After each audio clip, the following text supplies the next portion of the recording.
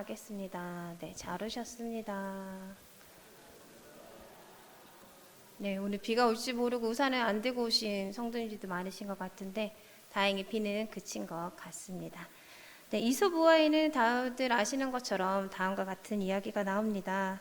날짐승과 개짐승 사이에 싸움이 일어났습니다. 양쪽의 군대가 모이자 박쥐는 어느 편에 설까 망설였습니다. 날짐승들의 전세가 불리해지자 날짐승들이 박쥐를 찾아와서 자신들의 군대에 참여해달라고 부탁했습니다. 이때 박쥐는 난 비록 날개가 있지만 이렇게 쥐처럼 생겼고 젖을 먹으니 난 길짐승이 아니야 라며 거절했습니다. 시간이 지났습니다. 전세는 날짐승의 편으로 유리해졌습니다. 일손이 하나라도 다급해진 길짐승들이 박쥐를 찾아왔습니다. 길짐승들은 박쥐에게 자신들의 군대에 참여해달라고 이야기를 했습니다. 그러자 박쥐는 난 새야 이렇게 날개가 달려있잖아 라고 말하며 거절하였습니다. 기나긴 싸움이 끝나고 동물나라의 평화가 찾아왔습니다. 박쥐도 이 평화를 즐기기 위해 새들에게 갔습니다. 하지만 새들은 박쥐를 배척하였습니다. 박쥐는 길짐승에게로 갔습니다. 하지만 길짐승들은 박쥐를 잡아 죽이려고 했습니다. 결국 박쥐는 날짐승과도 길짐승과도 함께 어울리지 못하고 비참한 신세로 전락하고 말았습니다.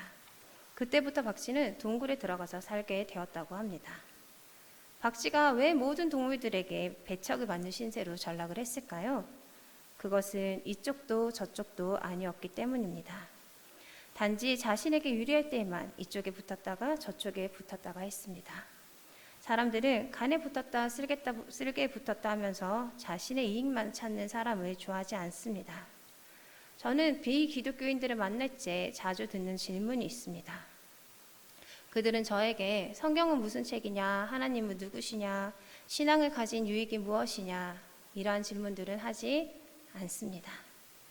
대신 기독교는 무슨 종파가 그리 많으냐, 신천지는 무엇이냐, 하나님의 교회는 무엇이냐, 여호와의 증인은 무엇이냐 이러한 질문들을 던집니다. 이러한 질문을 한 이유는 이것들이 궁금해서가 아닙니다. 기독교가 어떤 건지 알고 싶어서가 아닙니다. 그들이 저에게 하고 싶은 말은 단 하나입니다. 주변에 신천지, 여호와의 증인, 하나님의 교회에 다니는 사람들이 있는데 그들이 너희가 말하는 이단인지는 모르겠지만 살아가는 것을 보면 너희보다 훨씬 낫더라 하는 말을 저에게 하고 싶은 것입니다.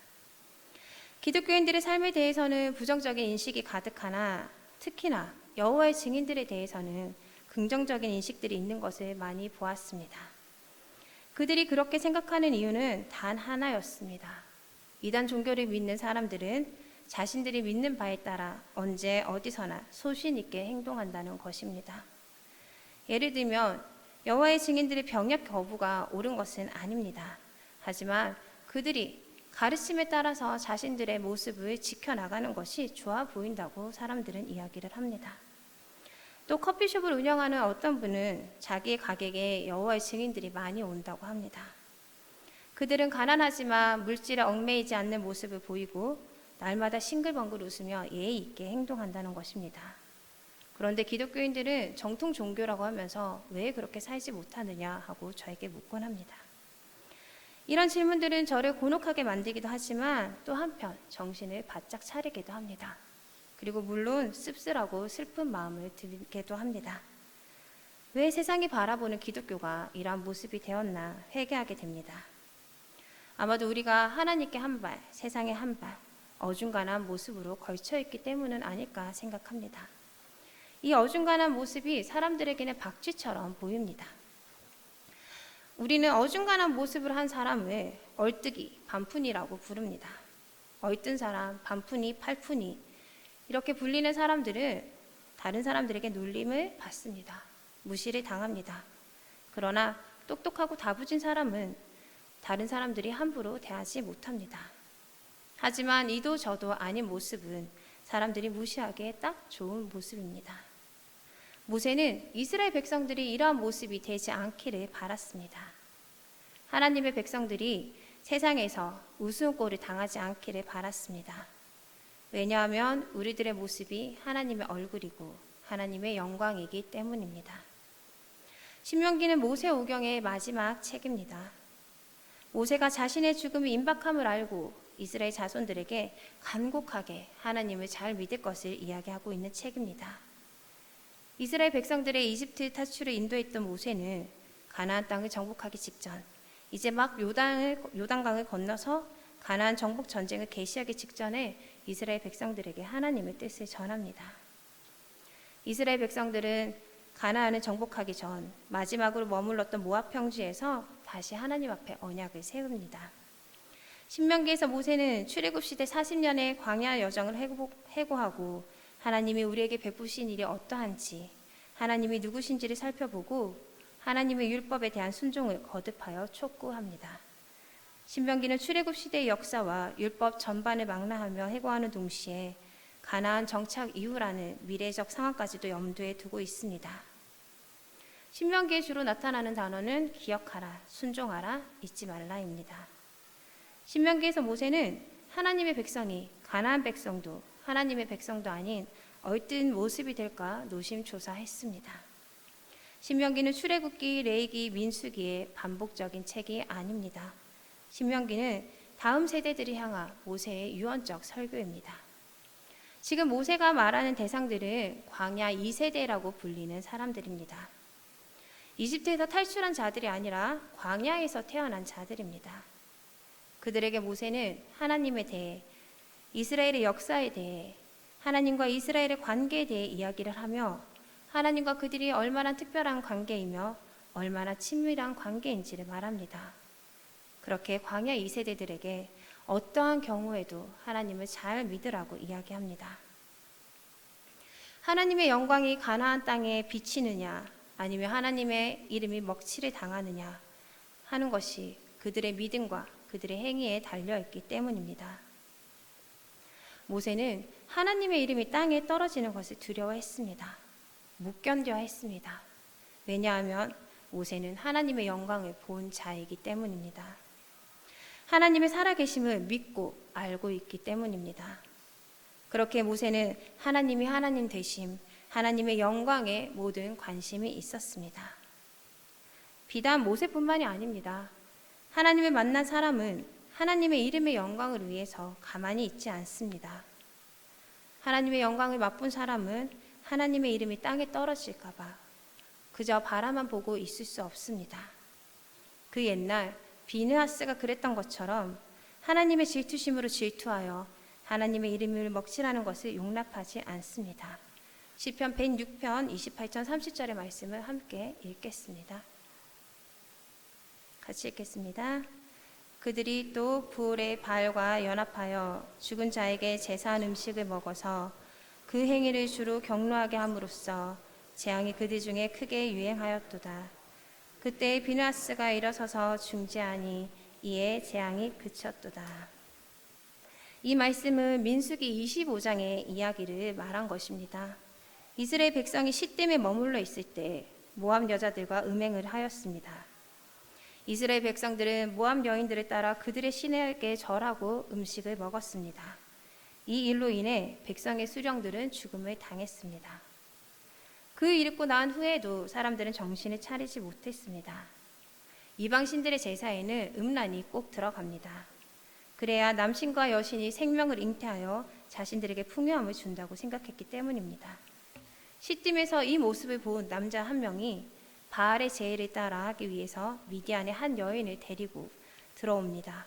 그때 제사장 아론의 손자 엘르아살의 아들 비느하스가 손에 창을 들고 그 남자의 막사에 들어가 이스라엘 남자 미디안 여인을 죽였습니다. 그러자 연병으로 고생받던 이스라엘 자손에게서 연병이 그쳤습니다. 모세는 이러한 이스라엘 백성들의 성향을 알고 있었습니다. 출애굽한 이스라엘 백성들은 틈만 나면 하나님께 범죄하였기 때문입니다. 심지어는 모세가 하나님께 십계명을 받으러 시내산에 올라가 있을 때에도 금으로 송아지를 만들어 섬기는 모습을 보였습니다. 이때 하나님은 매우 진노하십니다. 모세에게 이 백성은 목이 뻣뻣한 백성이니 내가 그들을 치겠다 말씀하십니다. 그러자 모세는 하나님께 사람들을 용서해달라고 구하면서 신명기 9장 28절 29절에서 다음과 같이 이야기를 합니다. 함께 읽겠습니다.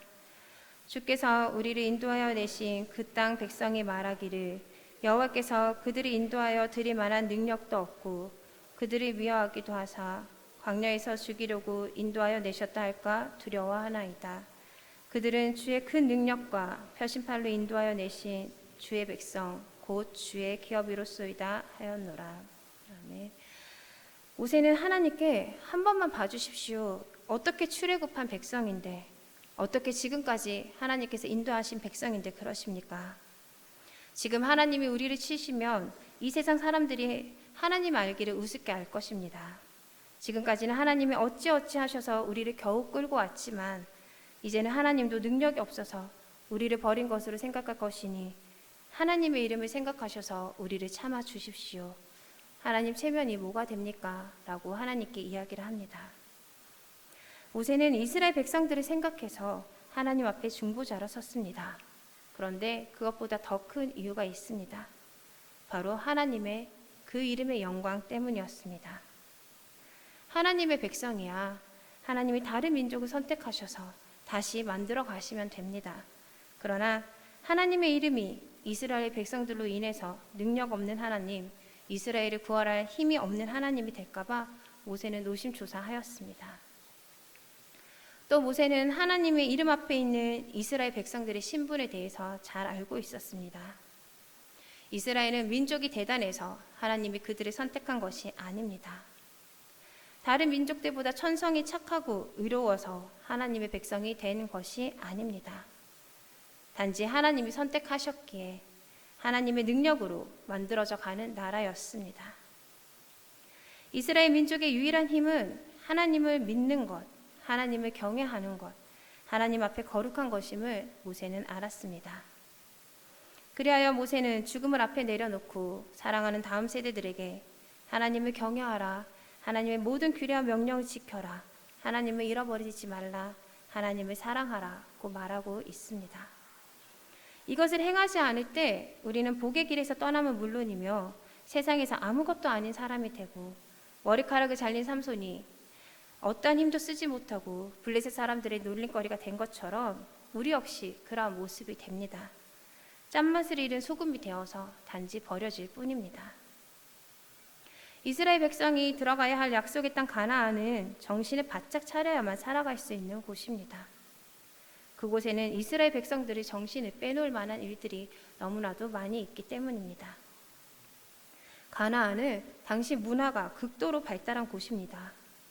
외국과 광범위한 무역을 많이 하였으며 이를 통해서 여러 기술과 호화로움이 있는 곳이었습니다.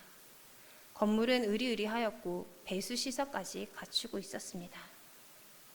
광야에서 살다 온 이스라엘 백성들에게는 별천지나 다름이 없습니다. 오늘은 여기, 내일은 저기, 이리저리 구름 가는 대로, 불기둥 가는 대로 옮겨 다녔던 이스라엘 백성들에게 한 곳에 머물러 살 수 있는 것은 꿈과 같은 생활입니다.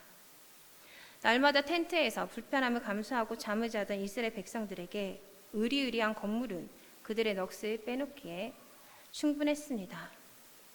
광야에서는 물을 구하기도 힘들고 화장실을 가기도 힘들었습니다. 그러나 가나안 땅에는 배수시설이 있었습니다. 이것은 그들에게 엄청나게 큰 문화적 충격을 주었을 것입니다. 이렇게 이스라엘 백성들이 가나안 땅에 들어가면 그들의 얼과 혼을 빼놓을 만한 일들이 너무나 많이 있었습니다. 게다가 가나안 땅에는 여러 신들이 있었습니다. 그 신들은 거룩하고 경건함을 좋아하는 신들이 아니라 인간의 말초적인 감각을 자극하고는 제의를 즐겨하는 신들이었습니다. 그리고 그들에게는 풍요의 신이라는 이름이 붙어 있었습니다. 사람들이 좋아하는 모든 것을 다 갖춘 완벽한 신이었습니다.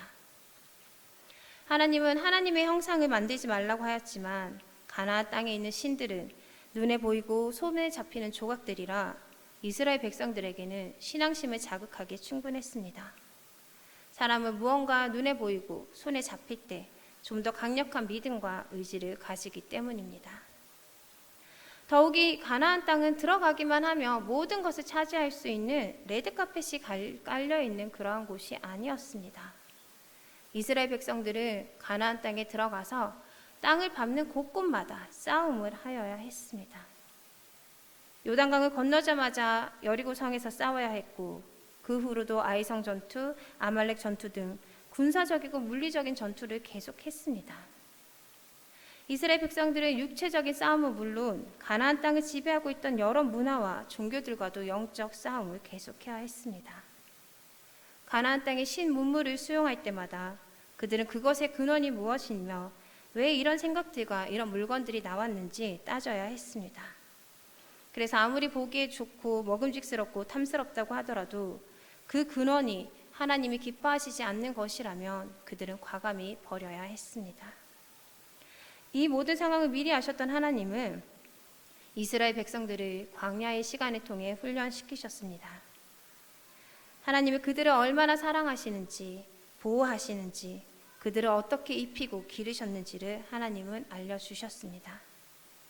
하나님만 바라보도록 훈련시키셨고 하나님을 통해 모든 것을 공급받도록 훈련시키셨습니다.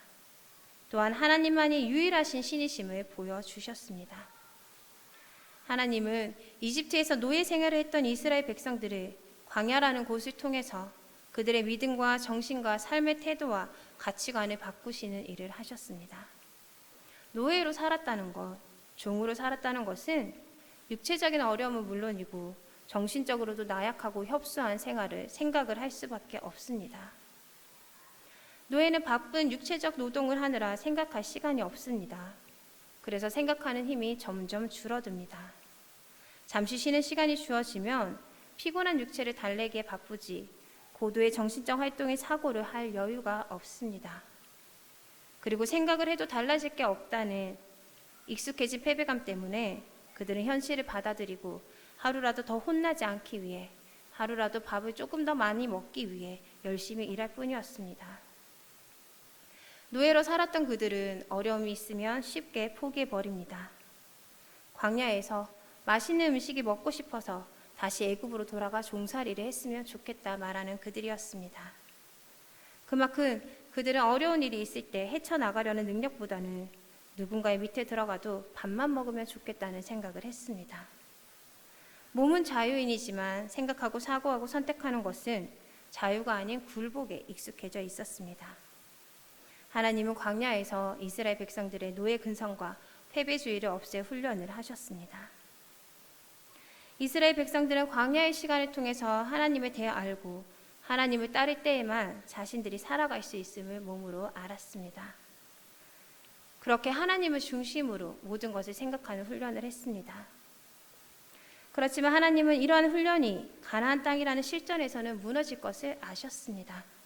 그리하여 내 계명을 지키라, 나만 사랑하라, 내 앞에서 성결하고 거룩하라는 말씀을 쉬지 않고 하십니다. 어떤 것에서도 흔들리지 않는 참된 진리를 이스라엘 백성들에게 가르치셨습니다. 가나안 땅에서는 어떠한 것과도 타협해서는 안 되기 때문입니다. 가나안 땅에서는 어떤 것과도 섞이거나 용납해서는 안 되기 때문입니다. 모세는 이러한 하나님의 마음을 알아 이스라엘 백성들에게 하나님의 마음을 가르칩니다. 하지만 안타깝게도 하나님을 불신하고 하나님을 원망하였던 광야 1세대들은 가나안 땅을 밟지도 못하고 가나안 전쟁에 이길 힘이 없어서 모두 광야에서 죽었습니다.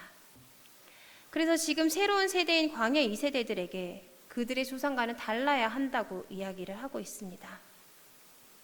이들이 하나님의 백성의 정체성을 완전히 갖추고 확실히 정립해야만 가나안과의 전쟁에서 이길 수가 있습니다.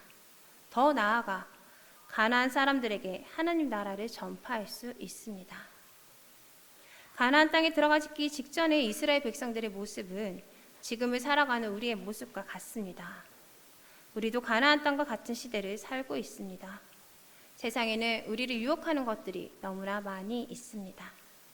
눈에 보이는 것들뿐만 아니라 하나님 나라의 가치와 너무나도 다른 세상의 가치들이 있습니다.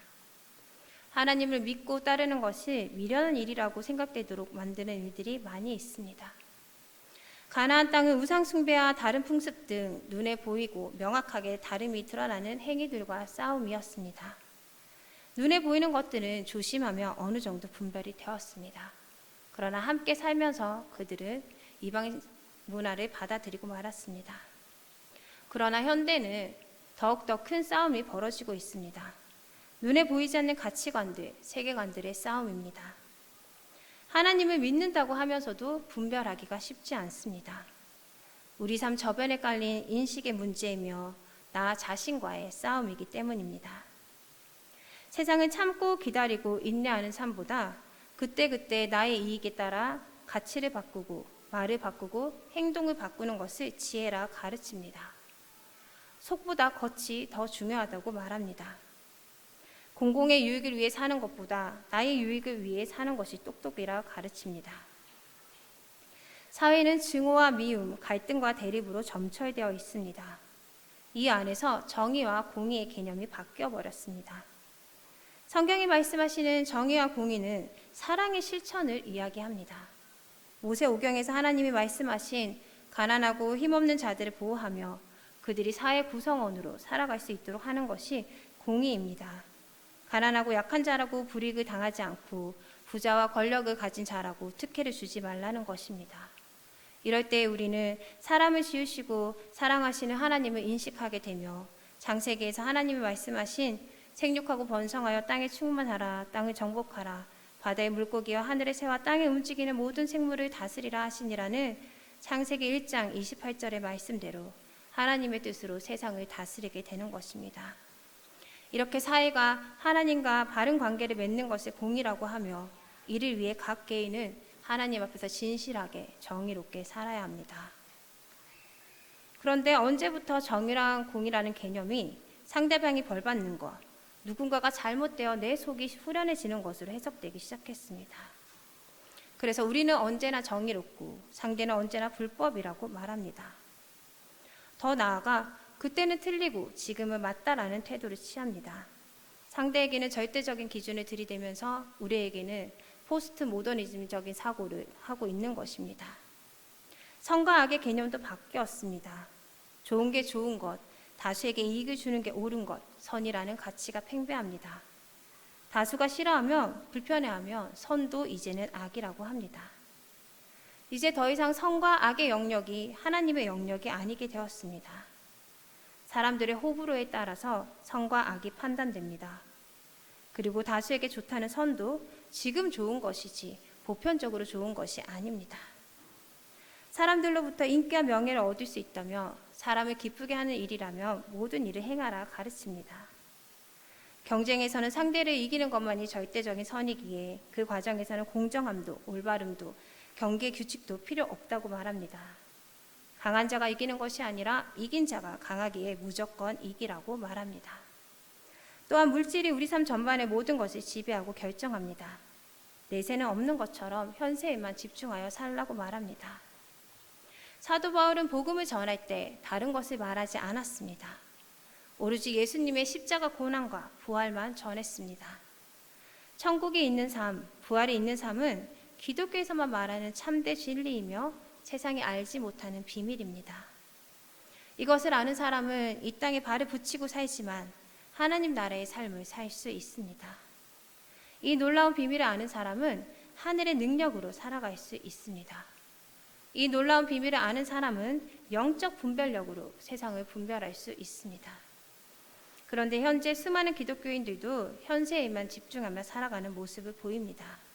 눈에 보이는 것, 귀에 들리는 것에 관심을 보이며 믿는 바대로 생각하며 살아가는 것이 아니라 살아가는 가대로 생각합니다.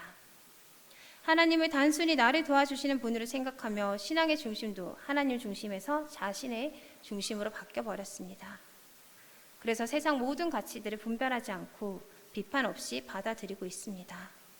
하나님의 나라, 하나님의 영광, 영원한 나라에 대해서 관심이 없습니다. 이제는 하나님의 도움이 없이도 살만한 세상이 되었습니다. 필요한 것은 오늘 주문하면 내일 아침에 바로 우리 집 앞에 옵니다. 먹고 싶은 것도 노력하지 않아도 전화 한 통이면 클릭 한 번이면 우리 집에 옵니다. 이러한 시대 가운데 하나님 앞에 기도하고 머무르며 응답을 기다리고 하나님의 뜻을 분별하는 것은 먼 옛날의 일처럼 생각됩니다. 미개한 일처럼 보입니다. 기독교인들 역시 말씀을 읽고 묵상하고 기도하며 세상을 분별하여 하나님의 영광을 위하여 나 자신을 희생하기보다는 내 마음의 위로가 되는 달콤한 말씀을 듣는 것으로 신앙생활을 대체하고 있습니다. 미디어는 기도하는 기독교인들을 희화화하고 기독교 가치관을 가진 사람들을 편향된 사고를 가진 사람들이라고 이야기를 합니다. 요즘은 기독교 성교육 강사들을 편향된 성교육으로 교육의 공공선을 위협한다고 이야기하며 정체성을 숨긴 채 학교 현장에 투입된 단체의 활동이 심각한 만큼 교육청은 외부 강사의 자격 요건을 꼼꼼히 따져보고 학교 내 성교육 실태를 파헤쳐 교육 현장에서 발본색원해야 한다라는 이야기를 하고 있습니다. 그리고 기독교 성교육 강사들을 전수조사하라는 그러한 공문도 내려왔습니다. 현재 여성가족부를 성평등가족부라는 이름으로 명칭을 개명하고 확대 추진하는 중에 있습니다. 이는 여성과 남성이라는 양성의 범위를 넓혀서 성별에 관계없이 모든 사람이 동등한 권리와 기회를 보장하는 사회를 목표로 한다고 합니다. 즉 남성, 여성뿐만 아니라 200여 개의 성과 아빠만 3명, 엄마만 2명인 그런 가정을 지원하고 동성애를 적극 조장하는 것은 물론 아이들이 어린 나이에 성에 눈을 뜨도록 하고 있습니다. 현재 우리나라 여성가족부 산하 양성평등교육진흥원에서 교육하는 이야기를 들려드리겠습니다. 아동도 성적 만족을 누릴 권리가 있다. 서로 동의가 된다면 청소년도 성관계가 가능하다. 부끄러우면 알코올의 도움을 받아라. 임신을 두려워하지 마라. 임신 중단은 학생 인권이다. 지금 이게 우리나라의 현 주소입니다. 제가 요즘 포괄적 차별금지법에 대해서 이야기를 많이 하자 많은 이야기가 들리고 있다는 것을 알고 있습니다. 네, 하지만 안 할 수가 없는 상황입니다. 제가 모르면 몰랐지만 알면서 분별하지 않고 그것을 여러분께 말씀드려서 함께 기도를 구하지 않는 것은 제 입장에선 직무유기를 하는 것이기에 많은 논란이 있겠지만 또 이 자리를 빌어서 다시 한번 말씀을 드립니다. 포괄적 차별금지법에 대해서 사람들을 반대하자 이제는 우회적으로 법이 제정되기 전에 성평등 가족부를 먼저 만들고 법을 제정하자는 움직임인 것입니다. 하나님이 지으신 세상은 질서의 세상입니다. 낮과 밤, 남자와 여자 등 질서와 구분이 있는 세상입니다. 구분이 없어지는 것은 멸망의 징조입니다. 우리는 우리 삶의 모든 부분을 분별하고 하나님 앞에서 구별해야 합니다. 심지어 나의 생각과 행동과 동기를 말씀 위에 올려놓고 하나님 앞에 비추어 봐야 합니다. 어떤 것도 하나님 말씀보다 위에 있을 수는 없습니다. 사회가 이러한 때에 모세는 믿는 자들에게 이렇게 말하고 있습니다. 오늘의 본문 말씀 4장 5절의 말씀입니다. 함께 읽겠습니다. 이스라엘아 들으라. 우리 하나님 여호와는 오직 유일한 여호와이시니 너는 마음을 다하고 뜻을 다하고 힘을 다하여 내 하나님 여호와를 사랑하라. 성경은 하나님 반 세상 반 박쥐처럼 반푼이 칠푼이 팔푼이처럼 살지 말라고 우리에게 이야기합니다. 너의 마음과 생각과 행동이 오롯이 하나님을 사랑하는지 살펴보라고 우리에게 말씀합니다. 그래야 이 땅에서 그리스도인으로서 우리의 날이 장구하다고 말입니다. 그래야 이 땅에 하나님의 나라가 장구하게 되는 것입니다. 우리가 믿고 따르는 것은 세상의 가치가 아닌 하나님의 말씀입니다. 하나님이 옳다고 하면 옳은 것이고 하나님이 틀렸다고 하면 틀린 것입니다. 하나님의 절대 진리가 사회적 합의에 따라서 움직일 수는 없습니다. 하나님의 사랑함이 우리 마음속에 가득하다면 우리의 생각과 행동은 언제나 하나님을 향하게 됩니다. 이럴 때 세상을 바라보는 분별력이 생깁니다. 우리가 세상 반, 하나님 반으로 살면서 그리스도를 믿는다 하는 것은 아무 의미가 없습니다. 아무 유익도 없는 시간입니다. 우리에게는 곤욕이며 하나님께는 위선이며 세상에는 치욕입니다. 더 나아가 우리의 양심이 침해를 받으며 신앙의 자유를 빼앗기게 됩니다. 기독교 다음 세대는 핍박을 받으며 세상과 격리된 생활을 하게 될 것입니다. 이번 주 토요일부터 유치부 성경학교를 시작으로 교육부서가 수련회를 시작합니다. 믿음의 세대들로 길러내기 위해서 교회에서는 노력을 하면서 이들이 살아갈 세상에 대해서 이들의 보호자인 우리가 분별하지 않고 방파제가 되어주지 않아 휘몰아치는 세상의 파도를 막아주지 못한다면 이처럼 이율배반적인 일은 없을 것입니다. 우리가 온전히 오롯하게 세상 모든 일에 하나님의 사랑으로 살아갈 수 있는 유일한 방법은 하나님을 향한 사랑과 열정입니다. 하나님을 사랑하는 마음만 있으면 우리는 하나님께 우리의 두 발을 다 올려놓고 그분의 법대로 살아 능력 있는 그리스도의 모습이 될 것입니다. 하나님만 사랑함으로 하나님의 이름의 영광에 대한 열망이 이 자리에 계신 우리 모든 성도님들에게 오롯하게 모자람 없이 온전하게 하나님을 따라갈 수 있는 능력으로 임하시기를 주님의 이름으로 축복합니다.